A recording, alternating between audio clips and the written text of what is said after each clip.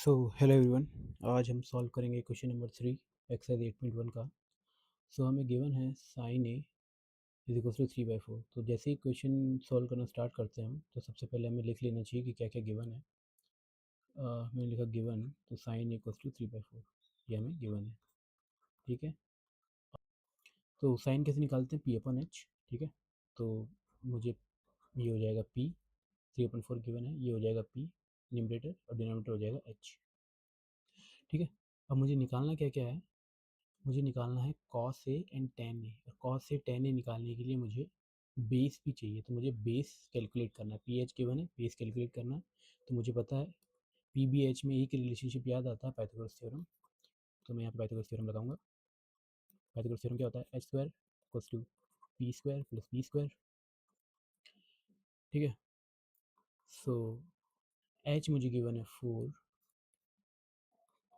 P मुझे given है 3, और बेस तो मुझे कैलकुलेट करना है। ठीक है, सो 4 का स्क्वायर हो जाएगा 16, 3 का स्क्वायर हो जाएगा 9, और प्लस ही हो जाएगा बी स्क्वायर।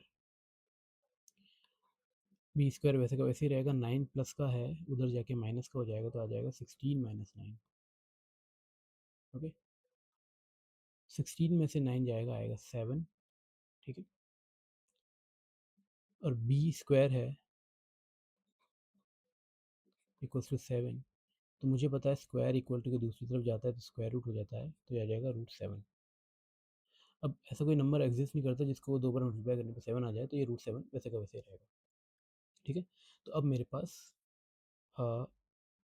बी भी आ चुका है, जो कि क्या है? √7। ठीक है, ये मेरा क्या आ गया? बी। ठीक है, अब मुझे कैलकुलेट करना है कॉस ए। ठीक है, कॉस ए कैसे निकालते हैं? B/H। तो बी मैंने अभी निकाला है, क्या आया है? √7। और एच मुझे गिवन था, क्या था? 4। तो कॉस ए क्या आ गया? √7/4। सिमिलरली टेन ए निकालेंगे। टेन ए कैसे निकालते हैं? P/B। परपेंडिकुलर कितना है? 3। बेस मैंने भी निकाल लिया है 7, तो ये √7 ही आ गया। तो सिमिलरली लेट से मुझे निकालना है कॉट, तो मैं B/P कर दूंगा, तो ये आ जाएगा √7/3। लेट सपोज मुझे कॉसेक निकालना है। कॉसेक क्या होता है? साइन का रेसिप्रोकल। कॉट क्या होता है? टेन का रेसिप्रोकल। तो ये P/B था, तो B/P हो गया 3/√7, तो √7/3। कॉसेक क्या होता है? साइन का रेसिप्रोकल। तो वो 3/4 था, तो ये 4/3 हो जाएगा। फाइनली क्या बच गया? सेक। सेक किसका रेसिप्रोकल होता है? कॉस का। तो कॉस क्या था? √7/4, तो ये हो जाएगा 4/√7। तो ये मैं प्रैक्टिस के लिए क्वेश्चन सॉल्व करा रहा हूँ, इवन दो मुझे गिवन तो यही था कॉस एंड टेन है, बट फिर भी as a practice. So rule of thumb एक चीज़ अपन देख लेते हैं कि कभी भी